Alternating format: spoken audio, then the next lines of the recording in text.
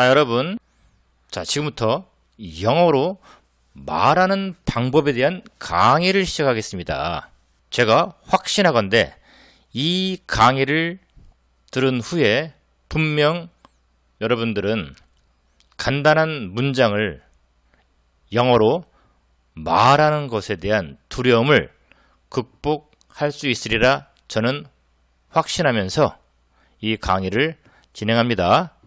자신감을 가지시고 앞으로의 제 수업을 열심히 따라와 주시길 바랍니다. 그럴 수 있으시겠죠? 자, 이 문장을 말을 해볼까요? 당황스러우시죠? 뭐부터 해야 될지 막막하시죠? 우선 말을 잘 하려면 내가 생각하고 있는 말이 줄줄줄 나오면 좋긴 하겠는데 연습이 되지 않으면 그게 쉽지가 않습니다. 그러면 연습은 어떻게 하냐? 말하기는요, 쓰기를 먼저 연습해야 됩니다. 자, 말하기의 시작은 쓰기입니다. 쓰기가 되어야만 말하기가 된다는 것이죠. 말하기와 쓰기는 별개가 아닙니다. 쓰기가 되어야 말하기가 된다는 것이죠. 자, 그래서 지금부터는 제가 세상에서 가장 쉬운 영작법 강의라는 이름으로 쓰기 수업, 영어 쓰기 수업을 진행하도록 하겠습니다. 자, 첫 번째 문장입니다. 그녀는 비밀을 하나 말했다. 한번 생각해 보실까요? 이걸 어떻게 쓸까? 곰곰이 생각하고 계시죠? 물론 이 중에는요, 쓸 수 있는 분도 계실 겁니다. 자, 혹시 자, 이 문장 쓸 수 있는 분 계십니까? 자, 그럼 또 한 문장. 이 문장은 어떻습니까? 좀 짧죠? 이거는 가능할까요? 그가 그 편지를 썼다. 자, 시작합니다. 영작에는요, 순서가 존재합니다. 여러분들은 이 순서를 알아가는 과정, 그 과정이 제가 여러분들께 드리려고 하는 것이라는 것이죠. 하고 이름을 짓겠습니다. 여러분들은 앞으로 영작의 원리를 1번부터 쭉 공부하실 텐데요. 영작의 원리 1입니다. 영작의 원리 1은요, 영작은 주어, 서술어 앞에 순으로 와라. 주어는 뭐고 서술어는 뭐고 혹시 이 부분부터 어려우시다고요? 자, 그렇다면 제가 약간의 살을 붙이면서 설명할 테니 좀 따라와 보시기 바랍니다. 그녀는 비밀을 하나 말했다. 그가 그 편지를 썼다. 여기에서는요, 일단 우선 우리말의 주어를 영작합니다. 주어요? 주어. 그럼 주어가 뭘까요? 사전적으로는 주어란 동작이나 상태의 주체가 되는 말, 이게 주어라고 합니다. 한 문장의 가장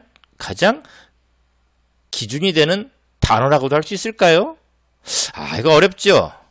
한 동작이나 상태를 설명하는 주체다?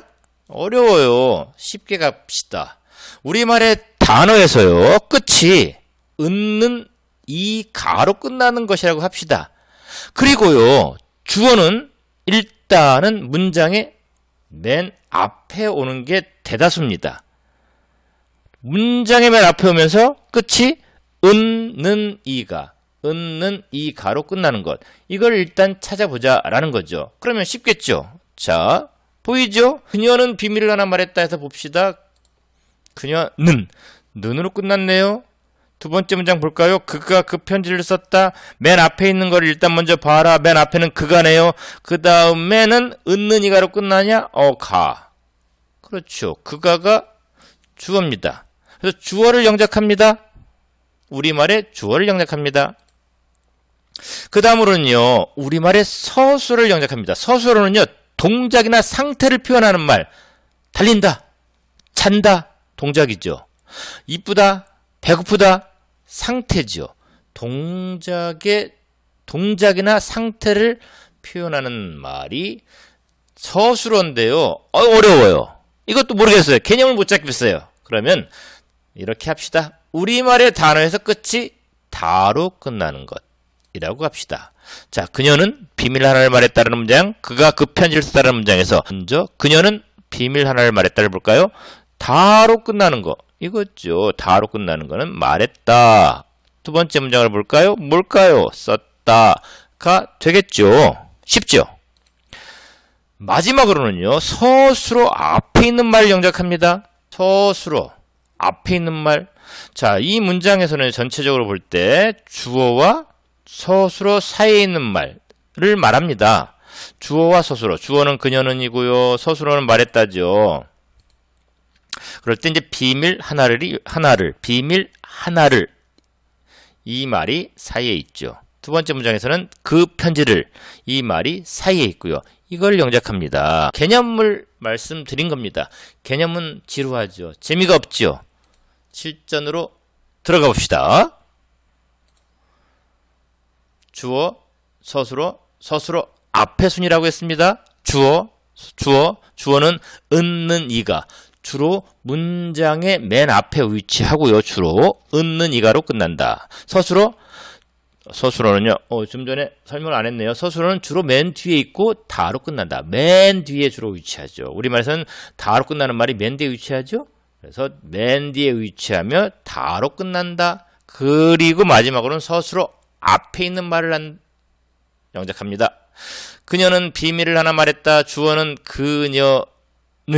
그녀는 이 주어죠. 그럼 그녀는 어떻게 할까요? 이건 단어의 문제입니다. 이거는 여러분이 외워야 되죠. 그녀는을 표현하는 영어는 뭘까? 외워야 되는 거예요. 그녀는 뭘까요? she. 맞습니다. 자, 그 다음에는 서술어를 찾아서 영작해라. 자, 서술어는 말했다였죠. 말하다가 뭐였죠? say 말하다 맞죠? 또 뭐 있죠? tell, 말하다죠. tell. 얘는 말하다예요. 말하다. tell, 말하다. say, 말하다예요. 근데 여기서는 말했다의 의미를 써야 돼요. say는 말하다지 말했다가 아니에요.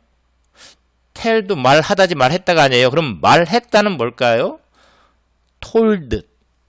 tell의 과거형 told. 이거는 외워야 되는 거예요. 이건 알아야 되는 거죠. 이 정도의 단어, 우리말 단어의 영어 표현은 뭔가라는 건 어휘는 외워야 되는 거죠. 말하기를 제대로 하고 싶다. 읽기를 제대로 하고 싶다. 그러면 가장 중요한 1순위가 뭐겠습니까?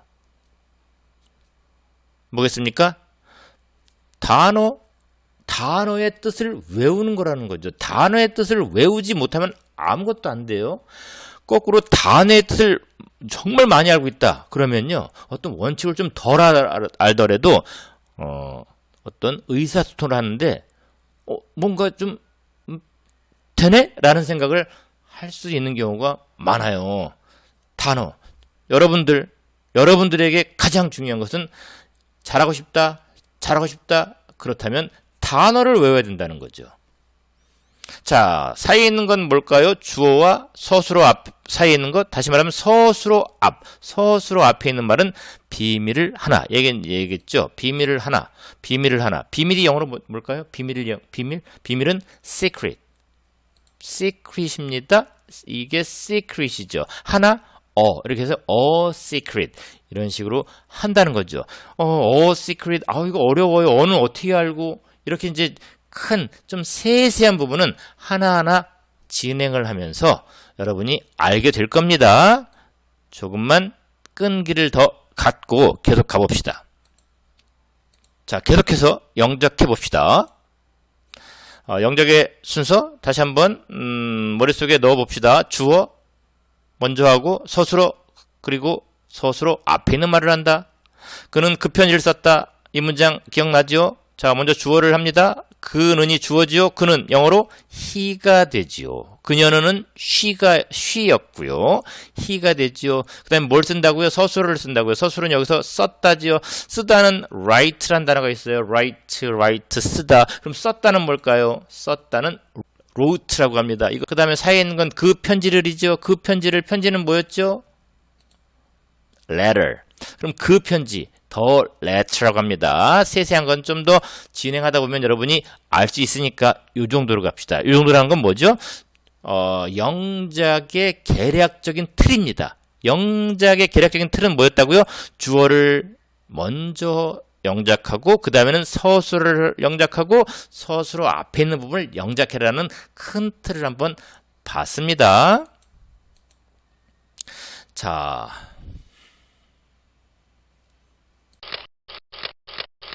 영작의 원리 2, 두 번째입니다. 우리말 중에 영작에서 제외되는 부분이 있다. 우리말 중에 영작에서 제외되는 부분이 있다. 영작을 할 때 영작에서 제외하는 글자가, 제외되는 글자가 있어요. 영작을 할 때 영작에서 제외된다.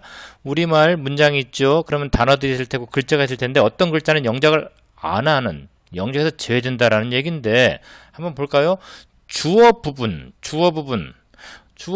주로 은는이가가 있는 부분이 주어 부분이라고 그랬죠. 이 은는이가는요, 그냥 주어를 설명하는, 주어를 알려주는 부분이에요. 따라서 영작의 대상 글자가 아니라는 거죠. 마찬가지로 목적어는 뭐뭐를, 나는 누구누구를 좋아한다, 나는 무엇무엇을 샀다 할 때 을로 끝나는 그 부분이 목적어 자리잖아요. 그냥 을은 목적어이기 때문에 당연히 붙는 그런 글자이기 때문에 영작에서 제외된다라는 겁니다. 두 문장을 통해 좀 더 이해해 봅시다 라고 돼 있죠. 그들은 눈을 좋아한다와 그들은 학교에 간다라는 문장이 각각 있는데요. 한번 영작을 해볼까요? 그러면 영작에서 제외되는 글자가 보일 겁니다. 뭔지 한번 눈여겨보세요. 자, 주어, 그 다음에 서술어 앞에 순으로 영작하는 건 뭐 늘 그렇습니다.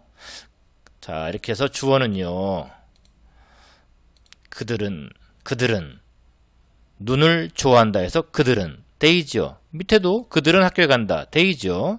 서술어는 좋아한다니까 뭐겠습니까? like지요. 그들은 간다이니까 여기 간다이니까 고우가 되겠죠. 그럼 서술어 앞부분을 볼까요? 눈 snow지요. snow. 자, they like snow. 이거 맞는 문장이에요. they go, 여기는 학교에 간다니까 they go school 이렇게 되어 있는데요. they like snow 맞는 문장입니다. 이거는. 그런데 they go school은요, 틀리는 문장이에요. 틀린 문장. 자, 그럼 어떻게 다른가 한번 볼까요? 눈 snow 썼고 학교에 여기 school 썼는데 뭐는 맞고 뭐는 틀리다? 좀 더 가보겠습니다. 자, 여기에서요, 영작이 안 된 글자가 있죠. 영작 안 했습니다. 그 다음에 여기서 영작 제외 글자 다시 한번 정리해 봅시다.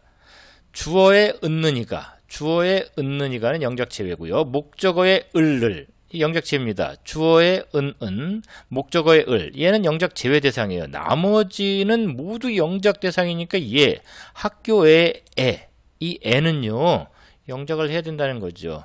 영작을 하면 to가 됩니다. 그래서 they go school이 아니고요, they go to school이 된다는 거죠.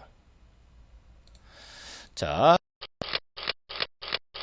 설명하겠습니다. 주어와 서술어 사이의 말의 영작 순서는 서술어에 가까운 순이다. 주어와 서술어 이 사이에 있는 말을 영작할 때 이 사이에 한 단어만 존재하는 게 아니고 두 단어가 또는 이상이 존재할 수 있죠. 그럴 때는 서술어에 가까운 순으로 해라 라는 거예요. 반드시 꼭 알아두도록 하세요. 자, 기본 원리 추가 부분인데요. 주어 서술어 그 다음에 서술어 앞이라고만 되어 있는 부분이 전이었다면 이번엔 조금 더 구체적으로 주어 서술어 그리고 서술어 앞인데 그 앞에서도 서술어에 가까운 순으로 하자. 보면서 한번 이해해 보세요. 그들은 학교에 간다. 영작해 볼까요? 그러면 주어 그들은, 서술어 간다. 그 다음에 서술어 앞은 학교애인데요. 학교애는요, 학교와 애가 더해진 말이죠. 자, 일단 그들은 they입니다. 간다는 go지요. 그럴 때 학교를 쓰면 school이고 어디 할 때 애는 to지요. 그러면 school to 이렇게 되는 건지, 여기 원리가 있죠. 서술어에 가까운 순으로 해라. 그렇다면 서술에 가까운 순이라면 간다가 서술어죠. 간다에 가까운 말은 글자는 애지요. 애를 먼저 쓰라는 얘기죠. to. 그리고 그 다음에 가까운 거 학교가 그 다음 와서 they go to school이 된다는 겁니다. 이해 가셨죠?